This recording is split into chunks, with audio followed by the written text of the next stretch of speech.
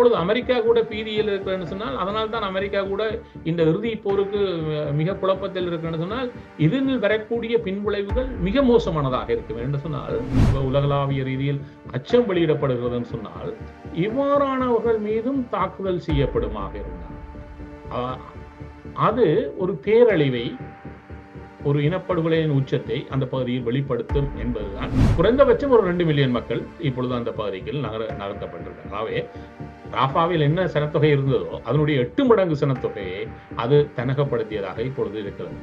ICJ, தமிழர்கள் அதிகமாக பேசிக்கொள்ளக்கூடிய international court of justice என்கின்ற இந்த இதில் தென்னாப்பிரிக்கா ஒரு வழக்கை சமர்ப்பித்திருக்கிறது. இப்பொழுது ராஃபா மீது போருடைய உச்சம் தீவிரம் பெற்றிருக்கக்கூடிய சூழலில் மீண்டும் தென்னாப்பிரிக்கா சென்று இதை உடனடியாக இந்த போரை நிறுத்துவதற்கான அறிவுறுத்தலை விடுக்குமாறு கேட்டுக்கொண்டதை செவிமடுத்த ICJ இப்பொழுது அமெரிக்காவில் இருக்கக்கூடிய ஜனாதிபதி பைடன் அவர்களுக்கும் இஸ்ரேலுடைய பிரதமருக்கும் இந்த இப்பொழுது காசாவில் நடைபெறக்கூடிய விவகாரங்கள் குறித்து நல்ல முருகனிலே அமெரிக்கா எவ்வாறான ஒத்தாசைகளை எல்லாம் தங்களுக்கு வழங்கியது, தாங்கள் எவ்வாறு ஆழ்கடலுக்கு சென்று இந்த கப்பல்களை தேடி அளித்தோம் என்றால் அதனுடைய இலக்குகள் எல்லாம் அவ்வளவு துல்லியமாக தரப்பட்டது. அரசியலில் நகர்த்தப்படும் காய்கள், திரைமறைவில் நடக்கும் ரகசிய பீரங்கள், உலகத் தமிழர் அறிந்தேயாக வேண்டிய உண்மைகளை தேடி ஒரு உடறுப்பு.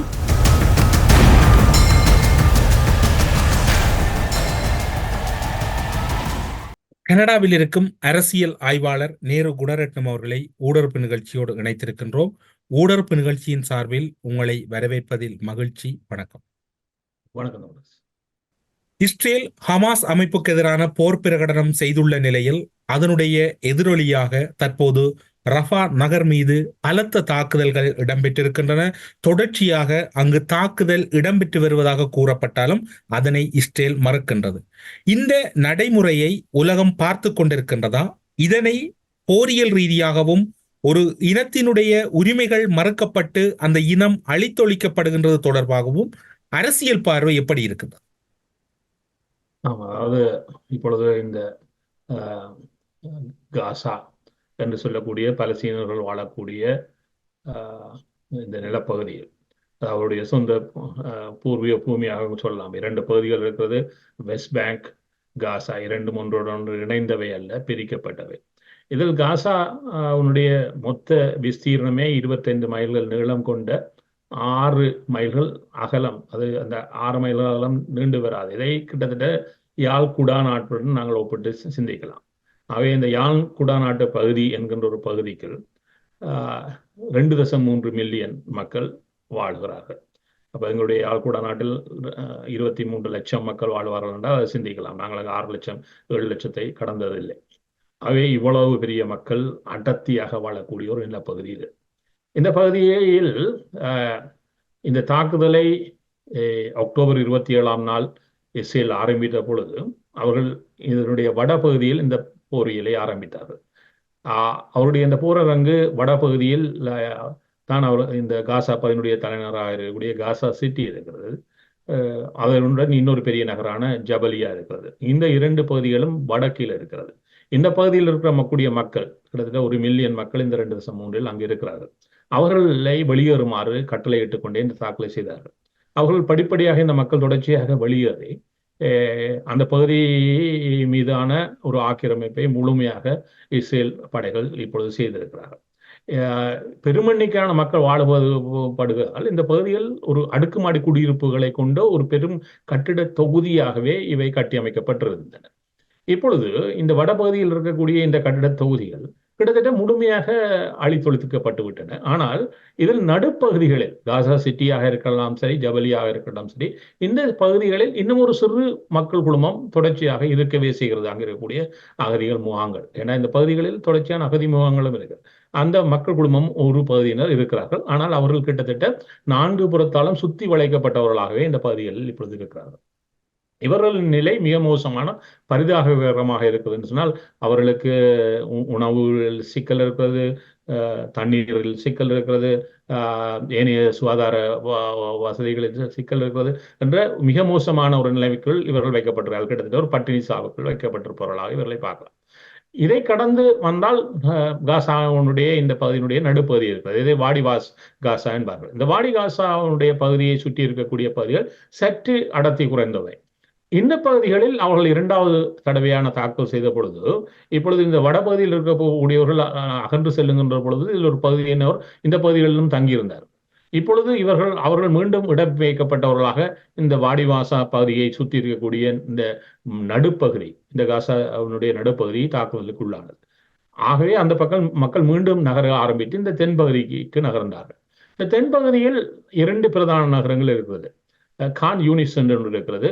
அதை கடந்து இருக்கக்கூடியதான் இப்பொழுது பேசு பொருளாக இருக்கக்கூடிய ராஃபா. இந்த கான் யூனிஸ் மீதான தாக்குதல் சில மாதங்களுக்கு முன்னர் தீவிரம் பெற்ற பொழுது அங்கிருந்து மக்கள் மீண்டும் இடம்பெயர்க்கப்பட்டார்கள். ஆகவே இந்த மக்கள் தொடர்ச்சியாக கட்டங்கட்டமாக ஒவ்வொரு இடங்களாக தங்கி தங்கி நகர்த்தப்பட்டவர்களாக மாறி வருகிறார்கள். இப்பொழுது பார்த்தால் இவ்வாறு நகர்ந்து விட்ட மக்களில் ஒரு பகுதியினர் இதுவரை 9 தடவைகளாக நகர்ந்திருக்கிறார்கள் தங்களுடைய உயிரை காப்பதற்காக. இந்த கான் யூனிஸின் பெரும்பகுதி இப்பொழுது அங்கு தரைமட்டமாக்கப்பட்டதாக அல்லது அந்த பகுதியை முழுமையாக இஸ்ரேலுடைய ஆக்கிரமிப்புக்கு உட்பட்ட பகுதியாக மாற்றப்பட்டிருக்கிறது. இப்பொழுது மிஞ்சி இருக்கக்கூடிய பெரும்பகுதியாக இருப்பது இந்த பெருநகரான ராஃபா. இந்த பொழுது ராஃபா மீதான தாக்குதல் ஆரம்பிக்கப்பட்டிருக்கிறது. ஆகவே கிட்டத்தட்ட இந்த காசாவில் இருந்த 2.3 மில்லியன் மக்கள் இப்பொழுது ஒரு பகுதிக்கு குவிக்கப்பட்ட மக்களாக, ஒரு சிறு நகரத்தையும் நகரத்தை அண்டியிருக்கக்கூடிய பகுதிகளுக்கும் மிக செறிவாக குவிக்கப்பட்டவர்களாக இன்று இப்பொழுது மாற்றப்பட்டிருக்கிறார். இவ்வாறான சூழலில் இவ்வாறான பகுதியின் மீது தாக்குதல் செய்தால் அவர்களுக்கு மேற்கொண்டு நகர்வதற்கான ஒரு இடமே அங்கு கிடையாது. இந்த சூழலில் தான் பலரும் அச்சம், உலகளாவிய ரீதியில் அச்சம் வெளியிடப்படுகிறதுன்னு சொன்னால், இவ்வாறானவர்கள் மீதும் தாக்குதல் செய்யப்படுமாக இருந்தால் அது ஒரு பேரழிவை, ஒரு இனப்படுகொலையின் உச்சத்தை அந்த பகுதியில் வெளிப்படுத்தும் என்பதுதான் இதனுடைய அச்சம். இந்த அச்சத்தை மையப்படுத்தியதால்தான் இப்பொழுது காசா மீதும் தான் தாக்குதலை செய்வேன் என்று இஸ்ரேலிய படைகள் நகர ஆரம்பித்திருக்கிறது.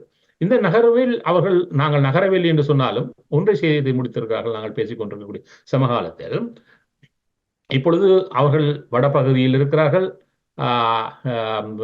காசாவினுடைய யூனிஸ்கானை மையப்படுத்தி, அதாவது இஸ்ரேலுடைய எல்லையில் இருக்கக்கூடிய பகுதிகளில் உள்நகர்ந்திருக்கிறார்கள். ஆகவே 2 பகுதிகள் அவர்கள் சுற்றி வளைக்கப்பட்டிருக்கிறார்கள். அங்கே இருக்கக்கூடிய ராஃபாவில் இருக்கக்கூடிய மக்கள் இப்பொழுது 3வது அரணாக எகிப்திய எல்லையில் அமைக்கப்பட்டிருக்கக்கூடிய அரண்களூடாக நகர்ந்து இதை முழுமையாக இப்பொழுது அவர்கள் தங்கள் கையகப்படுத்தி இருக்கிறார்கள். ஆகவே இப்பொழுது இது 79ஆம் ஆண்டு எகிப்துக்கும் இஸ்ரேலுக்கும் செய்யப்பட்ட ஒப்பந்தத்தின் அடிப்படையில் இதை அவர்கள் செய்யக்கூடாது. ஆனால் இஸ்ரேலை பொறுத்தவரை அவர்கள் எந்த ஒப்பந்தத்தையும், சர்வதேச ஒப்பந்தங்களையும் அவர்கள் ஒரு கணக்கில் எடுத்தவர்களாக இன்று வரை இருந்ததில்லை என்பதனுடைய இன்னொரு வெளிப்பாடாக அவர்கள் இந்த இடத்தை இப்பொழுது கையகப்படுத்துகிறார்கள். ஆகவே இந்த காசாவில் இருக்கக்கூடிய மக்கள் இப்பொழுது 3 புறங்களில் சுற்றி வளைக்கப்பட்டவர்களாக இன்று மாற்றப்பட்டிருக்கிறார்கள். ராஃபாவில் இதற்கு முன்னர் மொத்தமாக இருந்த மக்களே 2,50,000 பேர் தான். இப்பொழுது குறைந்தபட்சம் ஏனைய பகுதிகளும் சிறு சிறு மக்கள் குழுமம் இருப்பதனால் குறைந்தபட்சம் ஒரு 2 மில்லியன் மக்கள் இப்பொழுது அந்த பகுதிக்கு நகர்த்தப்பட்டிருக்கிறார்கள். ஆகவே ராஃபாவில் என்ன சனத்தொகை இருந்ததோ அதனுடைய 8 மடங்கு சனத்தொகையை அது தன்னகப்படுத்தியதாக இப்பொழுது இருக்கிறது. இதிலும் ஒரு பகுதி இப்பொழுது எவ்வாறான ஒரு போர் தந்திரத்துக்கள் இவர்கள் நடந்து கொண்டிருக்கிறார்கள் சொன்னாலும், இப்பொழுது இந்த காசா என்கின்ற இந்த நீண்ட பகுதிக்குள் இந்த வடக்கு மத்திய பகுதி தென்பகுதியில் இருக்கக்கூடிய இந்த சூழலை பார்க்கின்ற போது உலகம் மீண்டும் ஒரு பேரழிவை சந்திப்பதற்கான ஒரு நிலைப்பாடு போன்று உங்களுக்கு தென்படவில்லையா? நிச்சயமாக அதை நோக்கி நகர்கிறது. இதை கட்டுக்குள் கொண்டு வருவதற்கு பல முயற்சிகள் செய்யப்படுகிறது. அவையெல்லாம் இந்த இடத்தை தளத்தில் பயன்பெறுமா என்பதுதான் கேள்வி. இப்பொழுது இது எவ்வாறான தளங்களில் இது நகர்த்தப்பட்டிருக்குன்னு சொன்னால், ICJ தமிழர்கள் அதிகமாக பேசிக்கொள்ளக்கூடிய இன்டர்நேஷனல் கோர்ட் ஆஃப் ஜஸ்டிஸ் என்கின்ற இந்த இதில் தென்னாப்பிரிக்கா ஒரு வழக்கை சமர்ப்பித்திருக்கிறது. அதாவது ICJயில் முன்வைக்கப்படுகின்ற வழக்குகள் இனப்படுகொலை என்பதை மையப்படுத்தியதாக அமையும். அது ஒரு நாடு, அங்கத்துவ நாடு ஒன்று இன்னொரு நாட்டுக்கு எதிராக இந்த குற்றச்சாட்டை அந்த வழக்காடு நீதிமன்றத்தில் வைக்க முடியும். தென்னாப்பிரிக்கா இஸ்ரேலுக்கு எதிரான இந்த வழக்காடு நீதிமன்றத்தை வைத்த பொழுது போரை உடனடியாக நிறுத்துமாறு ஒரு அறிவுறுத்தலை விடுக்குமாறு மையப்படுத்தியதாக அது வைத்தது. என்ன சொன்னால், அது இனப்படுகொலை அங்கு நடைபெற்றதா என்பதை ஆய்வுக்குட்படுத்தி அதற்கான தீர்ப்பு வருவதற்கு ஐசிஜேயில் நீண்ட ஆண்டுகள் எடுத்துக்கொள்ளும். ஆனால் அவர்கள் குறுகிய காலத்தில் சில அறிவுறுத்தல்களை சம்பந்தப்பட்ட நாடுக்கு விடுக்க முடியும். அவ்வாறான ஒரு அறிவுறுத்தலை, அதாவது ரஷ்யாவுக்கும் உக்ரைனுக்கும் இடையான போர் வெடித்த பொழுது உக்ரைன் ஒரு நாடு என்ற வகையில் அவர்கள் ரஷ்யாவுக்கு எதிரான இந்த குற்றச்சாட்டை ஐசிஜேயில் வைத்தார்கள். அப்பொழுது ஐசிஜே உடனடியாக ஒரு ரஷ்யா உக்ரைன் மீது இனப்படுகொலையை செய்கிறதா என்கின்ற ஆய்வு ஆண்டுகளை எடுத்துக்கொள்கின்ற சமகாலத்தில் உடனடியான ஒரு தீர்ப்பை வழங்கினார்கள். ரஷ்யா உடனடியாக இந்த போரை நிறுத்த வேண்டும். இந்த அறிவுறுத்தல் விடுக்கப்பட்டு இப்பொழுது ஆண்டுகள் ஆகிவிட்டது. போர் ரஷ்யா தொடர்ந்து கொண்டுதான் இருக்கிறது. அவை இது ஒரு ஒரு விளக்கமாக புரிந்து கொள்ள முடியும் இவ்வாறான அறிவுறுத்தல்கள் சம்பந்தப்பட்ட நாடுகளால் எவ்வாறு கைக்கொள்ளப்படுகிறது. அதை கடந்து அவர்களால் எதுவும் செய்ய முடியுமா என்று சொன்னால், இது பின்னர் இந்த இனப்படுகொலை சம்பந்தப்பட்ட வழக்கில் அவர்கள் ஒரு தீர்ப்புக்கு வருவதற்கு இன்னும் சம்பந்தப்பட்ட நாட்டுக்கு என்னுடைய நிலையை இன்னும் கடினமாக்கும். அது மட்டும்தான் செய்யும். ஆனால் குறுகிய காலத்தில் அதை எதையும் தடுக்குமா என்றால் கிடையாது. அவை அந்த வகையில் தான் தென்னாப்பிரிக்கா இந்த வழக்கை ஐசிஜேயில் வைத்த பொழுது எதிர்பார்த்தது ஒரு குறுகிய கால அடிப்படையிலான அதாவது போரை நிறுத்த வேண்டும் என்கின்ற அறிவுறுத்தலை ஐசிஜே விடுக்கும் என்று. அதை விடுக்கவில்லை.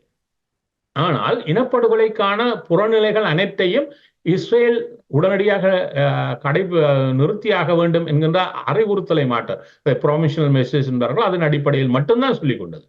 ஆனால் போரை நிறுத்துமாறு அது அப்பொழுது விடுக்கவில்லை. இப்பொழுது ராஃபா மீது போருடைய உச்சம் தீவிரம் பெற்றிருக்கக்கூடிய சூழலில் மீண்டும் தென்னாப்பிரிக்கா சென்று இதை உடனடியாக இந்த போரை நிறுத்துவதற்கான அறிவுறுத்தலை விடுக்குமாறு கேட்டுக்கொண்டதை செவிமடுத்த ஐசிஜே இப்பொழுது இந்த ப்ரொவின்சியல் மெசேஜ்கள் ஒன்றை சொல்லியிருக்கிறது. ராஃபா மீது செய்யப்படுகின்ற போரை இஸ்ரேல் நிறுத்தியாக வேண்டும் என்கின்ற அறிவுறுத்தலை அது விடுத்திருக்கிறது. ஆனால் இதை இஸ்ரேல் கடைபிடிக்குமா என்றால், எவ்வாறு ரஷ்யா யுக்ரைன் விடயத்தில் கடைபிடிக்காம போனதோ அது போன்று இங்கு கடைபிடிக்காங்க போவதற்கான வாய்ப்புகளே இருக்கிறது.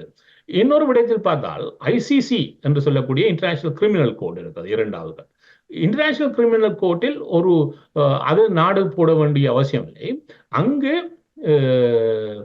ஒரு விடயம் முதன்மையாக பேசப்படும் என்று சொன்னால், அதாவது அதாவது போர்க்குற்றங்களும் மனிதாபிமான குற்றங்களையும் இழைப்பவர்களை அது தண்டிக்கலாம் தனிப்பட்டவர்களாக. அவ்வாறான வழக்கு ஐசிசியில் இருக்கிறது இஸ்ரேலுக்கு எதிராக இந்த போரியல் சம்பந்தமாக. அதில் ஐசிசி ஒரு இதை விடுத்திருக்கிறது. இஸ்ரேலுடைய பிரதமர், அவருடைய பாதுகாப்பு அமைச்சர் மற்றும் ஹமாஸினுடைய தலைவர்கள் குறியிட்டு இவர்கள் கைது செய்யப்படலாம், போர்க்குற்றம் சம்பந்தமான விசாரணைக்காக கைது செய்யப்படலாம் என்கின்ற அறிவுறுத்தலை விட்டிருக்கிறது. அதனால் அவர்கள் கைது செய்யப்படுவார்களா என்று கேட்டால் நிச்சயமாக கிடையாது. இதில் முக்கியமான நாடுகள் அங்கத்துவமே கிடையாது. அமெரிக்கா எல்லாம் ஐசிசியில் ஒரு அங்கத்துவமே கிடையாது. அப்ப நாளைக்கு இஸ்ரேலிய பிரதமர் அமெரிக்காவுக்கு சென்றால் அமெரிக்கா அவரை கையளிக்க வேண்டும் என்றால் கிடையாது. ஏன்னா அமெரிக்காவே ஐசிசியில் ஒரு உறுப்பினர் கிடையாது, அதை ஏற்றுக்கொள்ளவும் இல்லை. அது முக்கியமான நாடுகள் ரஷ்யா அதை ஏற்றுக்கொள்ளவில்லை. இவ்வாறான ஒரு சவாலில் ஆகவே இந்த ஐசிசி விடுத்த இது நீண்ட காலத்தில் ஏதாவது ஒரு விதத்தில் உதவலாம். ஆனால் உடனடியான மாற்றங்களை அது கொண்டு வருமா என்றால் நிச்சயமாக கிடையாது. இன்னொரு விடயம் நடந்தது. ஐநாவுடைய பொது சபையில் ஒரு பார்வையாளர் அந்தஸ்தில் பலஸ்தீனம் ஒரு நாடாக இருக்கிறது. பார்வையாளர் அந்தஸ்தில் அதற்கு முழுமையான நாடான ஒரு உரிமை கிடையாது. ஆனால் ஐநாவுடைய பொது சபையில் ஒரு தீர்மானம் கொண்டு வந்தார்கள். அதாவது பலஸ்தீனத்தை ஒரு நாடாக அங்கீகரிக்கிறோம் என்கின்ற ஒரு தீர்மானம் கொண்டு வரப்பட்டது.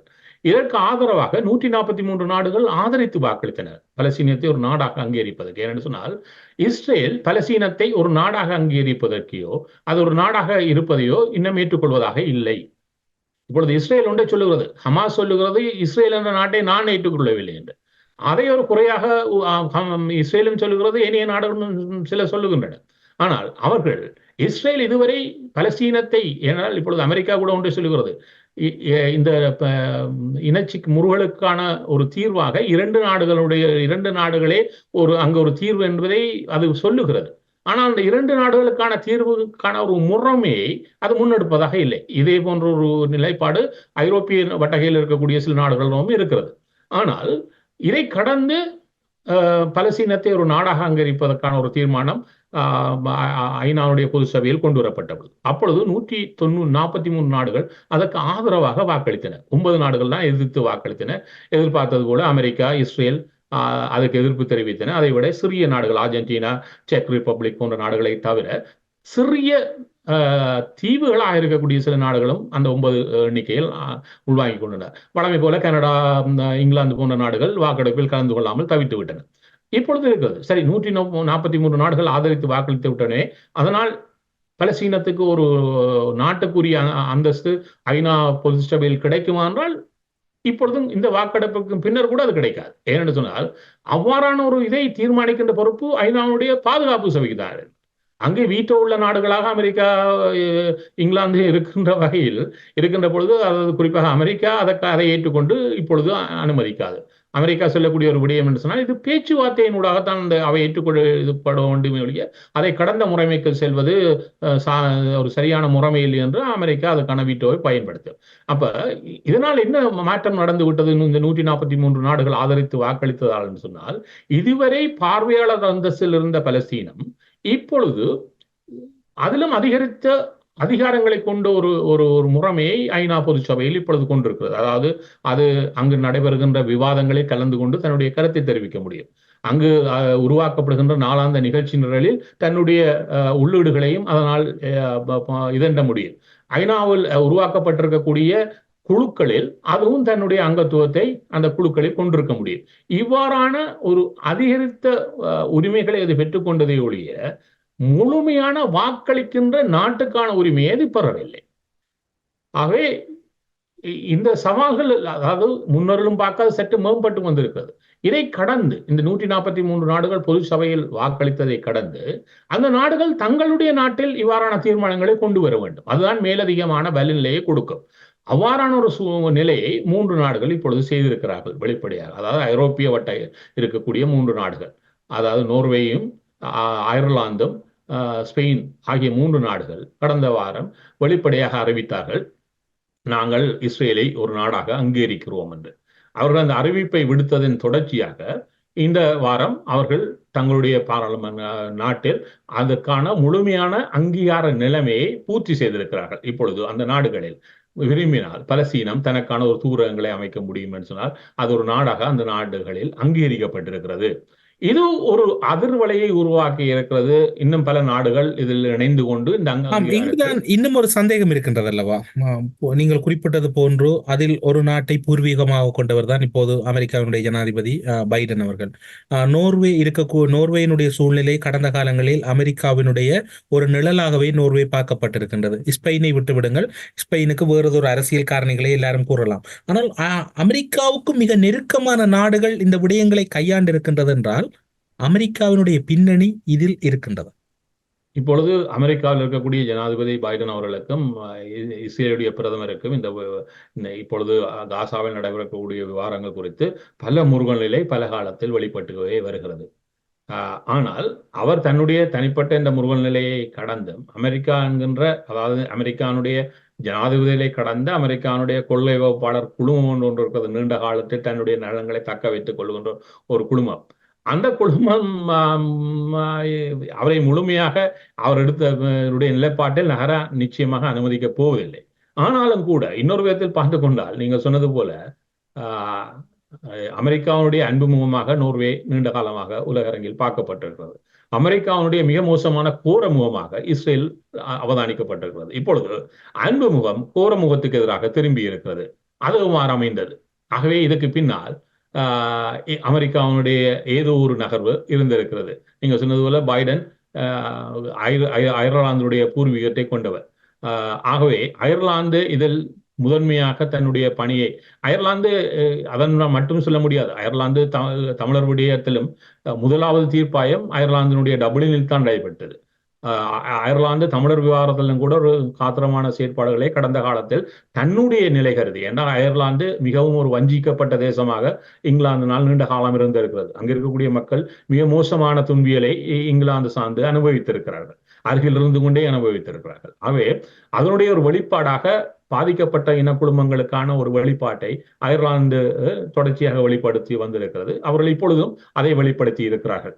ஆகவே இதன் பின்னணியில் பைடன் சார்ந்த ஒரு அரசியல் நகர்வை சிலர் பார்க்கிறார்கள். அதுக்கான ஒரு முகாந்திரம் இருக்கிறதான்னு கேட்டால் நிச்சயமாக இருக்கிறதாக நாங்கள் பார்த்துக்கொள்ளலாம். இது கூட ஒரு எச்சரிக்கையாக நெட்டன்யாவுக்கு, நீங்கள் உங்களுடைய விடயத்தில் என்றால் அவர் மிகவும் ஒரு கடுங்கோட்பாளானார். அவர் பைடனுடன் இணைந்து போனவர் அல்ல. அவர் ட்ரம்புடன் நன்றாக இணைந்து போவார், பைடன் அல்ல. அவை அவருக்கு ஒரு எச்சரிக்கையாக என்று சொன்னால், அமெரிக்காவுக்கு பல சவால்களை இவருடைய செயற்பாடுகள் உருவாகி கொண்டிருக்கிறது. அதாவது இதுவரை ஓரளவு அமைதியாக இருந்த மத்திய கிழக்கு வட்டையை கூட இப்பொழுது ராஃபாவின் மீதான தாக்குதலில் தீவிரப்படுகின்ற பொழுது மிகவும் குழம்பி இருக்கிறது. குறிப்பாக ஜோர்டானாக இருக்கட்டும், எகிப்தாக இருக்கட்டும், சவுதி அரேபியா இருக்கட்டும், கட்டாராக இருக்கட்டும், இவர்கள் எல்லாம் தங்களுடைய, அதாவது அதை கடந்து துருக்கியாக இருக்கட்டும், மிக கடினமான வார்த்தை பிரயோகங்களில் தங்களுடைய விசனத்தை இப்பொழுது அவர்கள் வெளிப்படுத்த ஆரம்பித்திருக்கிறார்கள். இவ்வாறான இந்த விடயம் தீவிரம் பெறுவதை அமெரிக்கா ஒரு நாளும் அனுமதிக்காது.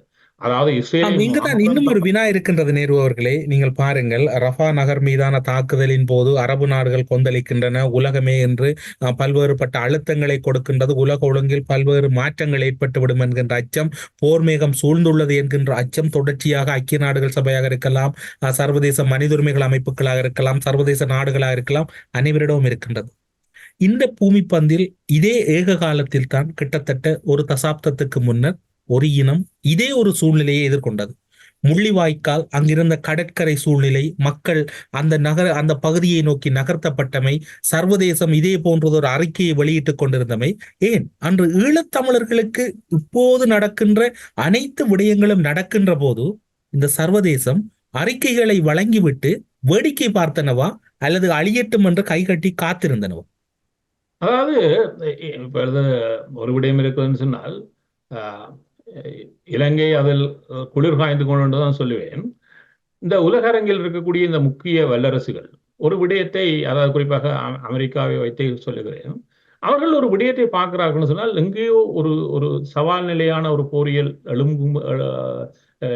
எழுந்து நிற்கின்ற பொழுது இதை தங்களுக்கான ஒரு ஆய்வுக்களமாகவும் பயிற்சி களமாகவும், இவ்வாறான ஒரு சவால் தங்களுக்கு வேறு தளங்களில் ஏற்படுகின்ற பொழுது அதை எவ்வாறு வென்றெடுப்பதற்கான ஒரு பொறிமுறையாக இவர்கள் பயன்படுத்துகிறார்கள். இதில் மக்கள் பலியாவதை பற்றியோ அதனால் ஏற்படுகின்ற பேரழிவுகளை பற்றியோ இவர்கள் கடந்து விடுகிறார்கள். அவ்வாறுதான் இலங்கை தீவில் விடுதலை புலிகள் என்கின்ற ஒரு இனக்குழுமத்துக்கான உரிமை போராட்ட குழுவை எவ்வாறு எதிர்கொள்வது என்ற வகையில் இவர்கள் அனைவரும் களத்தில் இறங்கினார்கள். பேச்சுவார்த்தை இவர்கள் உருவாக்கிய ஒரு நாடகம் மட்டுமே. அதை தமிழ் தலைமை தெளிவாக புரிந்து வைத்திருந்தார். என்ன சொன்னால், இந்த 2003ஆம் ஆண்டு 2002 பிற்பகுதியில் பேச்சுவார்த்தை ஆரம்பிக்கிறது நோர்வேயில் நவம்பர் மாதத்தில். 2003ஆம் ஆண்டு ஜனவரி மாதமே அமெரிக்காவினால் ஒரு ஆழ்கடல் கப்பல் இலங்கைக்கு வழங்கப்படுகிறது, இலங்கை கடற்படைக்கு. அந்த ஆழ்கடல் கப்பல் தூர இடங்களுக்கு சென்று, அதாவது ஆழ்கடலுக்கே சென்று அழிக்கக்கூடிய வல்லமை கொண்ட கப்பலை அமெரிக்கா வழங்குகிறது. அப்பொழுது ஒரு கேள்வி கேட்கலாம், சமாதானத்தை தொடங்கி சில மாதங்களிலேயே எதற்காக இவ்வாறான ஒரு வலுநிலையை அமெரிக்கா அங்கு கொண்டு சென்று சேர்க்கிறது என்று? ஏன்னு சொன்னால், அவர்கள் திட்டமுடன் தான் நகர்கிறார்கள். அதுக்கு பின்னர் தமிழர் போராட்ட காலத்தில் இருந்த சிலர் கையகப்படுத்தப்படுகிறார்கள். அவர்களூடாக தமிழர்களுடைய இந்த கடல் வழி போக்குவரத்தும் அது குறித்த முழு விவரங்களையும் அவர்கள் பெற்றுக் கொள்கிறார்கள். அதன் அடிப்படையில் வழங்கப்பட்ட தகவலை மையப்படுத்தியே தமிழர் விடுதலை புலிகளுடைய பல கப்பல்கள் 2003ஆம் ஆண்டு மார்ச்சிலிருந்து தொடர்ச்சியாக அழிக்கப்பட்டன. இந்த அழிக்கப்பட்டதில் ஒரு விடயத்தை, அதாவது சமீபத்தில் இலங்கையினுடைய கடற்படையினுடைய தளபதியாக இருந்த கொலம்பகே ஒரு புத்தகத்தை வெளியிட்டிருக்கார். அதில் அமெரிக்கா எவ்வாறான ஒத்தாசைகளை எல்லாம் தங்களுக்கு வழங்கியது, தாங்கள் எவ்வாறு ஆழ்கடலுக்கு சென்று இந்த கப்பல்களை தேடி அழித்தோம் என்றால் அதனுடைய இலக்குகள் எல்லாம் அவ்வளவு துல்லியமாக தரப்பட்டது, தாங்கள் இலகுவாக சென்று இவ்வாறு அழித்தோம், அதை அழித்தோம் என்று சொன்னார் ஒழிய அதுக்கு சென்ற கப்பலையே அமெரிக்கா தான் வழங்கியது என்பதை அவர் அது குறிப்பிடவில்லை. ஆகவே இவ்வாறான பல விடயங்களை அவர்கள் அப்பொழுது செய்தார்கள். இதில் பல விடயங்களை அவர்கள் கற்றுக்கொண்டார்கள். அவர்கள் கற்றுக்கொள்வதற்கு இன்றைய பாருங்கள், அவர்கள் அங்கு கற்றுக்கொண்டதை, நீங்கள் ஒரு விடயத்தை குறிப்பிட்டது என்னுடைய விளக்கமே அதுதான். அங்கு கற்றுக்கொண்டது இப்பொழுது காசாவில் அரங்கேற்றப்படுகிறது. காசாவில் இருக்கக்கூடிய மக்கள் மெல்ல மெல்ல நகர்த்தப்பட்டு இப்பொழுது அவர்கள் கொண்டு வரப்பட்ட பகுதியில் இப்ப ராஃபாவினுடைய நகர்பகுதிகள் மீது தாக்குதல் தீவிரப்படுகின்ற பொழுது அவர்களுக்கு இறுதியாக மிஞ்சி இருக்கக்கூடியது அல் மலாவாய் என்று சொல்லக்கூடிய ஒரு கடற்கரை பகுதி. இந்த அல் மசாவாய் என்ற இந்த கடற்கரை பகுதி போய் பார்த்தீங்கன்னு சொன்னா அது ஒரு கடற்கரை பகுதியில் விவசாய நிலங்களை கொண்ட பகுதி, அதாவது பெரும் கட்டிடங்களை கொண்ட. இப்ப அந்த பகுதியில் தான் மக்கள் குவிந்து வருகிறார்கள். இப்பொழுது ஒரு பகுதிக்குள் இந்த மக்கள் முழுமையாக குவிக்கப்படுகிறார்கள். இப்பொழுது இந்த பகுதியில் ஒரு வாய்ப்பு வசதியும் இல்லை. ஆனால் காசாவில் இருக்கக்கூடிய மக்களுடைய இன்னொரு பெரும் துன்பியல் என்று சொன்னால், அவர்கள் வாழ்ந்த பகுதிகளில் 80% கட்டிடங்கள், அதாவது அவர்கள் வாழ்ந்த வீடுகள், அவர்கள் காவி நின்ற வைத்தியசாலைகள், அவர்கள் கல்வி கேட்ட பல்கலைக்கழகங்கள், பாடசாலைகள் அனைத்தும் 80%ஆனவை ஏதோவித, அதாவது முழுமையாக இடிக்கப்பட்டோ அல்லது சிதைந்து போயோ கிடக்கின்றன. இருக்கக்கூடிய 20 பகுதிகளுக்கு மீதான அழிப்பு தான் இப்பொழுது நடைபெறுகிறது. ஆகவே இவற்றை முழுமையாக மீளமைப்பதாக இருந்தால், இப்பொழுது ஐநாவுடைய என்வாரன்மெண்டல் ப்ரோக்ராம் சொல்லுகிறது, இந்த இடிக்கப்பட்ட பகுதிகளில் இருக்கக்கூடிய இந்த இடிந்த கட்டிடங்கள் பகுதிகளையும் அதில் இருக்கக்கூடிய வெடிபொருள்களையும் அகற்றுவதற்கு மட்டும் 3-12 ஆண்டுகள் தேவைப்படும். அதை கடந்து அதை மீண்டும் நிர்மாணிப்பதில்லை. இப்பொழுது என்ன செய்ய போறார்கள்? இந்த ஒரு குறுகிய பகுதிக்கு சிதைக்கப்பட்ட மக்கள் பின்னர் என்ன செய்யப்படுவார்கள்? இவர்கள் 3 பகுதிகள் இப்படி சுத்தொலைக்கப்பட்டிருக்கிறார்கள். இதில் ஒன்றை சொல்வார்கள், இந்த மக்களுக்கு ஒரு கட்டத்தில் எவ்வாறு முள்ளிவாய்க்கில் இருந்த மக்கள் வெளியேற்றப்பட்டார்களோ அப்பொழுது வெளியேறி வருமாறு என்று சொல்லிவிட்டு அதில் கணிசமானவர்கள் இப்பொழுது ஹமாஸை நாங்கள் இந்த ஒரு குறுகிய பகுதிக்கு முடக்கி அதில் இருக்கக்கூடிய மக்கள் குழுமத்தில் ஒரு பகுதியினரை வெளியேற்றி ஹமாஸை அதுடன் சேர்த்து அழித்து விடலாம் என்கின்ற ஒரு போரியலை இப்பொழுது நீங்கள் முள்ளிவாய்க்காலாக இதில் பார்க்கலாம். இவ்வாறு முள்ளிவாய்க்கால் போன்ற ஒரு சூழல் எதை இவர்கள் தமிழர் தாயகத்தில் கற்றுக்கொண்டார்களோ, போரியல் ரீதியாக தங்களுடைய அனைத்து தொழில்நுட்பங்கள் அனைத்தையும் பயன்படுத்தி கற்றுக்கொண்டார்களோ, அது இப்பொழுது காசாவில் இந்த ராஃபாவை சுற்றி இருக்கக்கூடிய அல் மசாவியினூடாக இறுதியில் நடைபெற்ற போகிறது. அதை நோக்கி தான் இந்த களம் நகர்ந்து கொண்டிருக்கிறது. ஆனால் இன்னொரு விடயம் இருக்கிறேன்னு சொன்னால், எங்கள் பகுதிகளில் 4,50,000 பேர் இறுதியாக முள்ளிவாய்க்கால் பகுதிக்குள் வந்து நின்றார்கள். இதில் 3 லட்சம் பேர் வெளியே வந்தார்கள். ஆனால் ஏனையவர்களுக்கு என்ன நடந்தது தெரியாமலே போனது. அதுபோன்றுதான் இப்பொழுது இங்கு இருக்கக்கூடியவர்கள் அவ்வளவு அல்ல. அதிலும் பார்க்க 5 மடங்கு பகுதியிலான மக்கள் இருக்கிறார்கள். அதாவது 20 லட்சம் மக்கள், 23 லட்சம் மொத்தமாக பார்த்தார். ஆனால் இதில் ஒரு 22 லட்சம் மக்கள் வரையும் வரலாம். என்றால் ஏனையவர்கள் வேறு பகுதிகளிலும் சின்ன இன்னும் இருக்கிறார்கள். ஆகவே ஒரு 22 லட்சம் மக்களை ஒரு பகுதிக்குள் முடக்குகிறார்கள். இவர்களில் ஒரு பகுதியினரை அவர்கள் வெளியேற அனுமதித்தாலும் ஒரு பெரும் பேரழிவுக்குள் இவர்கள் வந்து நிற்பார்கள். இவர்கள் வெளியேறிவிட்டாலும் இவர்கள் போவதற்கு ஒன்று இடம் இல்லை என்றால் அவருடைய முழுமையான நிலப்பகுதியும் தரைமட்டமாக்கப்பட்டிருக்கு. அவருடைய விவசாய நிலங்கள் முழுமையாக அளிக்கப்பட்டிருக்கு. அவர்கள் எப்பொழுதும் ஒரு தங்கி நிலை மக்களாகவே இவ்வளவு காலம் வைக்கப்பட்டிருக்கிறார். ஆகவே இங்க இருக்கக்கூடிய அந்த பேரவலம் மிக மோசமானதாக இருக்கு. இதற்கு எவ்வாறு முகம் கொடுப்பது என்று தெரியாமல், அதாவது போரியல் ரீதியாக இது சாத்தியம் என்றாலும் போரியலை கடந்த ஒரு வாழ்வியல் என்பது மிக மோசமானதாக அமையும். இந்த ஒரு பயத்தில் தான் இப்பொழுது அமெரிக்கா கூட பீதியில் இருக்கிறன்னு சொன்னால், அதனால் தான் அமெரிக்கா கூட இந்த இறுதி போருக்கு மிக குழப்பத்தில் இருக்குன்னு சொன்னால், இதில் வரக்கூடிய பின்விளைவுகள் மிக மோசமானதாக இருக்கும் என்று சொன்னால், இது ஒரு மிக இப்பொழுது எங்களை போன்று ஒரு புறநிலையற்ற மக்களாக இவர்கள் இல்லை. இவர்கள் சார்ந்திருக்கக்கூடிய ஒரு விடயம் பல்வேறு தளங்களில் இப்பொழுதே வந்திருக்கிறது. நாங்கள் இன்று வரை ஐசிசிக்கு போகவில்லை, நாங்கள் இன்று வரை ஐசிசிக்கு போக முடியாமல் இருக்கிறோம். ஆனால் இவர்கள் இதே காலத்தில் ஐசிசியில் இருக்கிறார்கள், ஐசிசியில் இருக்கிறார்கள், அமெரிக்கா ஐநாவுடைய பொது சபைக்குள் இருக்கிறார்கள். ஆகவே இவர்கள் இன்னொரு பகுதியாக இவர்களுடைய வலுநிலை என்பது எங்களும் பார்க்க வேறுபட்ட ஒரு சூழலை இவர்கள் எதிர்கொள்கிறார்கள். இதனால் தான் இப்பொழுது அமெரிக்காவுக்கு கூட ஒரு பீதி இருக்குன்னு சொன்னால், இஸ்ரேல் இதை கடந்து நான் நகர்ந்து விடுவேன், நான் எதையும் செய்து விடுவேன் என்ற எந்த ஒரு பின்விளைவுகளையும் பற்றி சிந்திக்காத ஒரு தினாவட்டில் இருக்கிறது. ஆனால் இதனால் வரக்கூடிய பாதிப்புகள் எவ்வாறான சவாலை தனக்கு உருவாக்கி விடுக்கும் என்கின்ற ஒரு பீதியில் தான் அமெரிக்கா இருக்கிறது. அது இந்த வட்டகையில், ஏனால் இப்பொழுது இந்த வட்டகையில் இருக்கக்கூடிய முஸ்லிம் நாடுகளை பாருங்கள். இப்படி எடுத்துக்கொள்ள முடியுமா? கிட்டத்தட்ட 2009ஆம் ஆண்டு விடுதலை புலிகளை அழிக்க வேண்டும் என்பதில் இந்தியா நடுவண் அரசு கொண்டிருந்த அதே விதமான பிடிவாத போக்கு அமெரிக்காவிடம் இன்று இருக்குமாக இருந்தால் இன்று இந்தியா எதிர்கொள்ளுகின்ற அதே வகையான ஒரு ராஜதந்திர நெருக்கடியை உலக ஒழுங்கில் எதிர்வரும் காலங்களில் அமெரிக்காவும் எதிர்கொள்ள வேண்டி வரும் என்று அவர்கள் இப்பொழுதே எதிர்கொள்கிறார்கள். இப்பொழுது என்ன விடயம் என்று சொன்னால், அவர்கள் தங்களுடைய நண்பர்களாக சேர்த்து வைத்திருந்த மத்திய கிழக்கு நாடுகள், நான் சொன்ன போல ஜோர்டானாக இருக்கட்டும், எகிப்தாக இருக்கட்டும், சவுதி அரேபியா இருக்கட்டும், அவர்கள் ஏற்கனவே ஓரளவுக்கு இழந்து விட்டார்கள் துருக்கியை. இப்பொழுது என்ன விடயம் சொன்னால், அல்லது கட்டாராக இருக்கட்டும், இந்த நாடுகள் என்னத்தை நினைக்கிறார்கள் சொன்னால், இஸ்ரேல் இவ்வளவு ஒரு மமதையான வெற்றியை இங்கு பெற அனுமதித்தால் நாளை இந்த வட்டையில் இருக்கக்கூடிய தங்களை கூட இஸ்ரேல் ஒரு பொருட்டாகவே மதிக்காது. ஆகவே தங்களுக்கான ஒரு டிஃபென்சிவ் லைன் என்று சொல்லக்கூடிய ஒரு பாதுகாப்பு அரணாக அவர்கள் காசாவை இழந்து விட்டால் தங்களுடைய பாதுகாப்பு அரண் உடைந்து விடும் என்பது அவர்களுக்கு புரிகிறது. அதனால்தான் அவர்கள் கூட முரண்பட்டுக் கொள்கிறார்கள், கடுமையாக முனைகிறார்கள் என்று சொன்னால் இதை எந்த விதத்திலும் அனுமதித்து விடக்கூடாது. ஆகவே இதை அனுமதித்து விட்டால் தங்களுடைய நிலைமை இந்த வட்டகையில் மிகவும் சிக்கலாக மாறிவிடும் என்கின்ற ஒரு காரணத்தினால்தான் அவர்கள் இப்பொழுது கடுமையாக மாற ஆரம்பித்திருக்கிறார்கள். அவர்கள் கடுமையாவது அமெரிக்காவுக்கு சவால். இந்த வட்டகையில் ஒரு இஸ்ரேல் என்கின்ற ஒரு தனித்துவமான நாட்டுக்காக மட்டுமே தாங்கள் நின்று இந்த வட்டகையை முழுமையாக இழந்து விடுவது என்பது. ஏற்கனவே துருக்கி முரண்பட்டு கொண்டு அவர்கள் சீனாவுடனும் ரஷ்யாவுடனும் உறவை பலப்படுத்தி இருக்கிறார்கள். ஆகவே இப்பொழுது இன்னொரு சவால் இருக்கிறது அமெரிக்காவுக்கு என்று சொன்னால், இப்பொழுது இந்த ஆண்டின் இறுதியில் வரக்கூடிய தேர்தலில் ட்ரம்ப் அவர்கள் வெற்றி பெறுவார்களாக இருந்தால் அமெரிக்கா மிக பெரும் சவாலை எதிர்கொள்ளும். ஏனென்று சொன்னால், ஐரோப்பிய நாடுகள் ஏற்கனவே ஐரோப்பிய ஒன்றிய நாடுகள் என்ன நினைக்கிறார்கள் சொன்னால், ட்ரம்ப் வந்துவிட்டால் ஐரோப்பிய ஒன்றியத்துடன் அவர் முன்னர் போல முரண்பட்டுக் கொள்வார். அது நேட்டோவுக்கு சவால் இருக்கிறது, ஐரோப்பிய வர்த்தகத்துக்கு சவால் இருக்கிறது. இந்த வர்த்தக சவால்களில் வரக்கூடிய முரண்களை எதிர்கொள்வதற்காக அவர்கள் ஏற்கனவே சீனாவுடன் சென்று விட்டார். அதனால்தான் சீனாவுடைய ஜனாதிபதி பிரான்ஸ் வரையும் வந்து சென்றார். ஏனென்று சொன்னால், பல நாடுகளும் எதிர்காலத்தில் வரக்கூடிய பல்வேறு சவால்களை எதிர்கொள்கின்ற வகையில் தங்களுடைய பொருளாதார சிக்கல்களுக்கான தீர்வுகளை நோக்கி இன்றையே பயணிக்க ஆரம்பித்து விட்டார்கள்.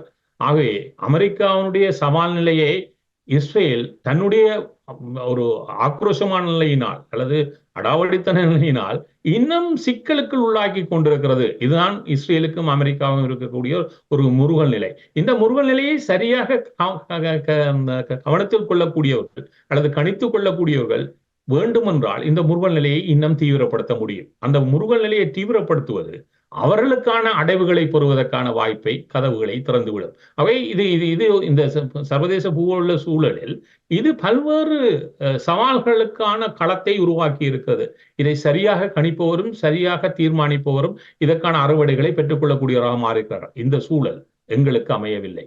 ஈழத்தமிழர்களுடைய இந்த போராட்ட வரலாற்றில் இருக்கக்கூடிய சவால்களிலும் பார்க்க இது அதிகரித்த சவாலை அவர்களுக்கு உருவாக்கி தந்திருக்கிறது, வாய்ப்புகளை தந்திருக்கிறது. ஆனால் வாய்ப்புகளை யாரும் சரியாக பயன்படுத்தவில்லை என்று சொன்னால் அப்பொழுதும் சரிவுகள் பயன்படுத்த தவறுகளுக்கு தான் வந்து அமையும். எங்களுடைய விவகாரத்தில் நடந்த தவறு என்ன, ஒரு பெருந்தவறு என்று சொன்னால், புலம்பெயர்ந்த தளத்தில் வாழ்ந்தவர்களாகிய நாங்கள் அதை சரியான கணிப்பில் எடுத்துக்கொண்டு எங்களுக்கான நகர்வுகளை நாங்கள் வீதிகளில் நின்றதை கடந்து அரசியல் ரீதியாகவும் ஏனைய வடிவங்களிலும் இதை ஒரு வலுநிலையாக நகர்த்த நாங்கள் தவறினோம். அது இங்கும் தவறவிடப்படுமாக இருந்தால் அதற்கான பெரும் விலையை காசா கொடுக்கும். இல்லை என்று சொன்னால் இந்த கள சூழலை சரியாக பயன்படுத்தி கொண்டு காலம் தாழ்த்தாது இப்பொழுதே அந்த நகர்வுகளில் இந்த சம்பந்தப்பட்டவர்கள் ஈடுபடுவார்களாக இருந்தால் காசா காப்பாற்றப்படும். அதாவது குறிப்பாக ராபாவில் இருக்கக்கூடிய ஒரு பேரழிவு தவிர்க்கப்படும். இல்லை என்று சொன்னால் அந்த பேரழிவு வருகின்ற மாதங்களில் நடந்தே ஆகும். வருகின்ற மாதங்களில் பேரழிவை தவிர்க்க முடியாது அல்லது கட்டுக்கடங்காத சூழ்நிலையை நோக்கி நகர்வதற்கான வாய்ப்புகள் தான் இப்போது அதிக அளவில் இருப்பதாக நீங்கள் கருதுகிறீர்களா? நிச்சயமாக. என்னென்னு சொன்னால், இப்பொழுது இஸ்ரேல் ஒன்றை இப்பொழுது அவர்கள் ராபாவுக்கு வந்ததன் பின்னர் இப்பொழுது அமெரிக்காவில் ஒரு கருத்து சொல்லப்பட்டது என்னன்னு சொன்னால், இல்லை, நாங்கள் எதிர்பார்த்த தாக்குதலை அவர்கள் ராஃபா மீது இன்னும் செய்யவில்லை என்று அமெரிக்காவில் இருக்கக்கூடிய அதிகாரி சடைந்து கொண்டார். ஏனென்று சொன்னால், இந்த தீவிரத்தன்மையை குறைப்பதற்காக அவ்வாறான கருத்தை வைத்தார். இல்லை, அவர் சொன்னது மிகப்பெரிய தவறுன்னு சொன்னால், அவர்கள்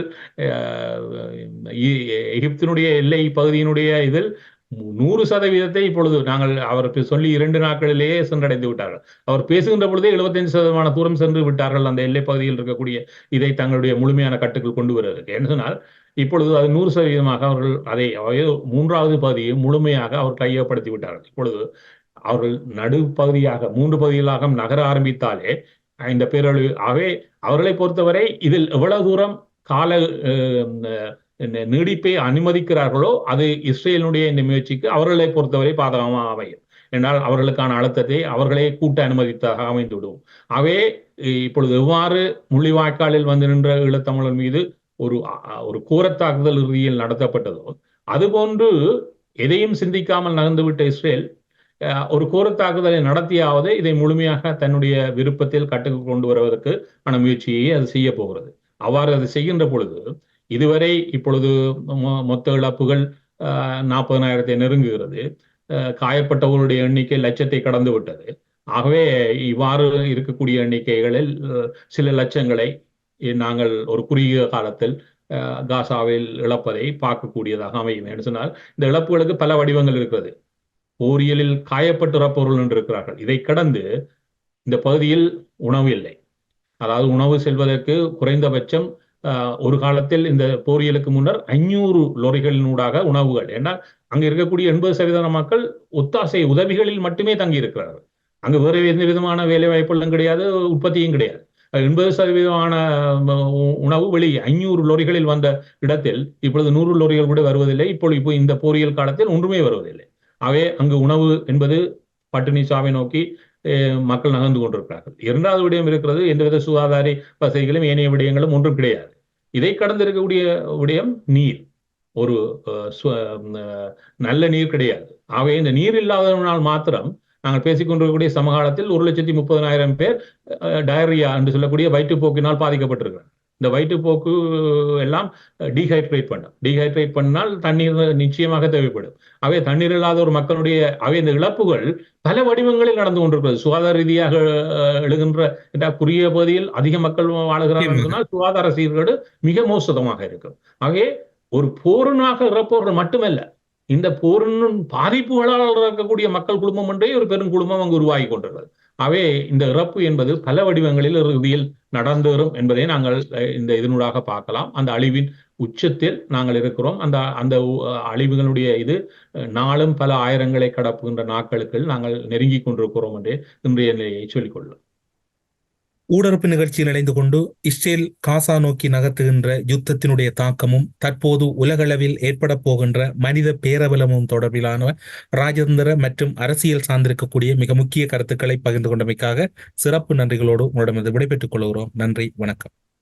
அரசியலில் நகர்த்தப்படும் காய்கள், திரை மறைவில் நடக்கும் இரகசிய பீரங்கள், உலகத் தமிழர் அறிந்தேயாக வேண்டிய உண்மைகளை தேடி ஒரு ஊடறுப்பு.